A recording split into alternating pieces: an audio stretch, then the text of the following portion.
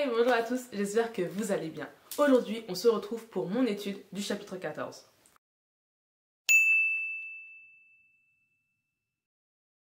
Aujourd'hui, je voudrais m'attarder sur deux points. Donc le premier point se base sur le verset 12 que je vais lire maintenant. La voie qui paraît droite à un homme peut finalement conduire à la mort. Donc je vais pas mentir, ce verset, il me fait un peu peur. Il me fait un peu peur, pourquoi? Parce que là, il est bien marqué que la voie qui paraît droite à un homme. C'est-à-dire que parfois, on pense faire les bons choix, on pense avoir les bonnes pensées, on pense prendre les bonnes décisions, on pense aller dans la bonne direction, on pense s'entourer des bonnes personnes, on pense avoir une vie qui est correcte, qui est droite, mais en réalité, ça nous mène vers la mort. Et c'est un peu angoissant de se dire qu'on pense être bien, alors qu'en réalité, on est sur un autre chemin. On n'est pas sur le chemin de la vie, on est sur le chemin de la mort. Ça me rappelle un peu ce verset dans Matthieu 7, verset 21 qui dit « Ce ne sont pas tous ceux qui me disent « Seigneur, Seigneur » qui entreront dans le royaume des cieux. » C'est-à-dire que même dans notre vie spirituelle, c'est quelque chose qui arrive. Parfois, on pense servir Dieu de la bonne manière, mais en réalité, on n'entrera même pas dans le royaume des cieux. Et ce verset m'a vraiment rappelé l'importance du discernement. On a besoin du discernement et surtout, on a besoin de l'esprit. Il est également écrit dans la Bible que c'est l'esprit qui nous convainc de justice, de péché et de jugement. Donc nous avons vraiment besoin de l'esprit pour nous dire dans notre cœur « Hé, ce que tu fais là, c'est pas bien. Hé, le chemin que tu prends là, c'est pas le bon. Et les personnes que tu fréquentes ne sont pas des bons amis. Et l'endroit où tu vis n'est pas l'endroit où tu devrais vivre. Le travail que tu as, tu dois en changer. » C'est l'esprit qui va nous convaincre. Parce que si on n'a pas l'esprit, si on n'a pas le discernement, en fait, on va vivre toute notre vie une vie qu'on croit droite, une vie qu'on croit bonne, des décisions qu'on croit correctes. Donc ce verset est super intéressant dans le sens où il nous rappelle qu'un chrétien ne peut pas vivre sans l'esprit.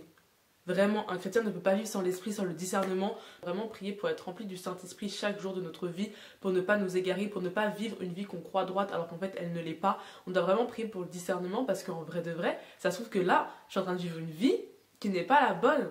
Enfin, je ne pense pas parce que je prie pour avoir l'esprit. Honnêtement, je prie très souvent pour avoir l'esprit, pour que Dieu puisse me parler, pour que Dieu puisse me guider, puisse enlever les mauvaises personnes de ma vie. Et comme j'ai déjà dit dans cette série de vidéos, j'ai pas envie de me retourner à la fin de ma vie et de me dire et si j'avais écouté l'esprit. Et c'est vrai qu'il y a toujours une partie au fond de moi qui me dit bah ça se trouve tu te trompes encore. Et depuis que j'ai lu ce verset, bah, en fait au final ça ne m'aide pas parce que je me dis mais une voie peut paraître droite à un homme et au final conduire à la mort. C'est un peu angoissant, mais c'est pour ça que je pense que l'esprit est vraiment nécessaire. Et ça nous rappelle encore une fois que sans Dieu, on est perdu. Donc le conseil qui ressort de ce premier point, c'est veillons et demandons le discernement, demandons l'esprit de Dieu pour nous guider chaque jour de notre vie dans toutes les décisions, parce que sinon on risque de vivre une vie qui nous paraît droite, mais au final elle nous mènera à la mort. Le deuxième point que je voudrais relever s'appuie sur le verset 13. Au milieu même du rire, le cœur peut être dans la peine, et la joie peut finir en tristesse.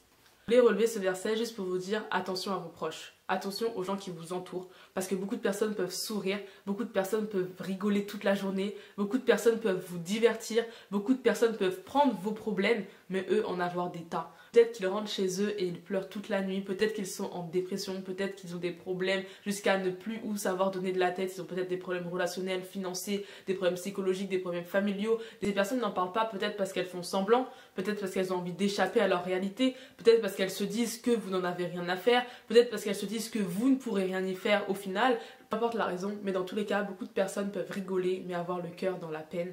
Donc je me suis attardée sur ce point pour nous dire à tous, et moi y comprise, de vraiment aller plus loin que les apparences. De vraiment pas simplement nous arrêter sur un « oui ça va, je vais bien, t'inquiète pas ». Essayez d'être honnête lorsqu'on demande à quelqu'un « est-ce que tu vas bien ?» Ne pas juste dire « ça va » et passer à autre chose, mais vraiment s'attarder sur la personne et dire « est-ce que tu vas réellement bien en fait ?» Ou est-ce que c'est juste des mots? Essayez d'apprendre à lire dans le cœur de la personne, à lire dans les yeux de la personne. Est-ce que cette personne va réellement bien? Je vais vous raconter un petit témoignage. Personnellement, je travaille dans une entreprise qui tourne 24/24. C'est-à-dire qu'il y a des personnes qui sont là même avant que j'arrive. Il y a des personnes qui arrivent à 9h, il y a des personnes qui arrivent à 11h, des personnes qui vont arriver au début d'après-midi, des personnes qui vont arriver vers la fin de l'après-midi comme moi je vais arriver. Ça fait que je dis bonjour toute la journée.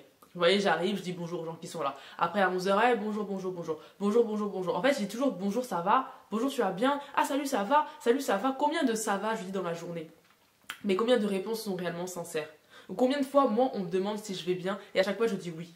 Mais est-ce que je vais réellement bien? Non, ça se trouve, c'est un jour où je ne vais pas bien, ça se trouve, c'est un jour où je suis fatiguée, un jour où j'ai pas le moral, un jour où il s'est passé des drames dans ma vie, je ne sais pas. Même si je ne vais pas bien, je répondrai toujours oui, ça va. Oui, ça va et toi? Oui. Ce n'est pas honnête, c'est juste une formalité. On se pose une question et ensuite on passe à autre chose. Et honnêtement, maintenant, je préfère juste dire oui, je vais bien et ne même pas demander à la personne si elle va bien parce que je sais que au fond de moi, c'est pas que j'en ai rien à faire, mais c'est que je m'attends pas à une autre réponse que oui. Je sais très bien que la personne va me dire oui, je sais très bien que la personne ne va pas partager sa vie personnelle ou ses problèmes avec moi, donc je pose même plus la question. Est-ce que c'est une bonne chose? Bon, je sais pas, j'avoue, je sais pas. Mais je préfère être honnête et ne pas poser la question que de dire est-ce que tu vas bien et ne même pas m'intéresser réellement à la réponse. Je me rappelle d'un de mes collègues, on lui a demandé s'il allait bien et il a répondu non. Il a commencé à raconter ses problèmes. Et les gens se sont regardés genre en mode mais pourquoi il nous raconte sa vie en fait? Et je me suis dit mais attends, on vient de lui demander s'il allait bien. Lui, il est honnête avec lui-même, il est honnête avec les gens, il raconte concrètement ses problèmes, il raconte concrètement pourquoi il ne va pas bien. Et les gens étaient étonnés. Et quelqu'un est venu me voir et il m'a dit mais tu te rends compte, il a raconté ses problèmes, on lui a juste posé une question comme ça. On ne s'attendait pas à une réelle réponse. Et lorsque la personne m'a dit on ne s'attend pas à une réelle réponse, ça m'a vraiment fait tilt et je me suis dit mais en réalité cette question elle sert à rien. Elle sert à rien parce que personne ne s'intéresse à la réponse de est-ce que tu vas bien. Donc apprenons à aller au-delà des apparences et soyons honnêtes lorsque nous posons la question est-ce que tu vas bien? Écoutons vraiment la réponse, lisons dans les cœurs, lisons dans les yeux et prenons le temps vraiment de nous arrêter avec la personne et de lui demander est-ce que tu vas bien? Je regarde là comme s'il y avait une personne alors qu'il n'y a personne. Mais bon, prenons le temps de nous arrêter et de dire est-ce que tu vas bien? Et si tu n'es pas prêt à accepter que la personne te raconte ses problèmes, peut-être ne pas poser la question. Sois honnête en fait. Si tu n'en as rien à faire au fond de toi et si tu sais que tu ne veux pas écouter les problèmes de la personne, tu ne veux pas écouter sa vie, pourquoi lui poser la question en réalité?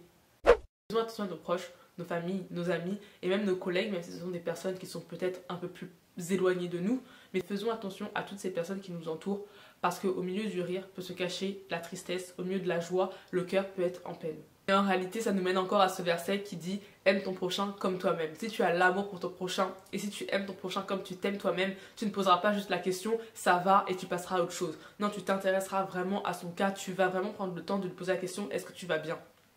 Voilà, c'est tout pour aujourd'hui. On se retrouve demain. En attendant, je vous fais plein de bisous et soyez bénis.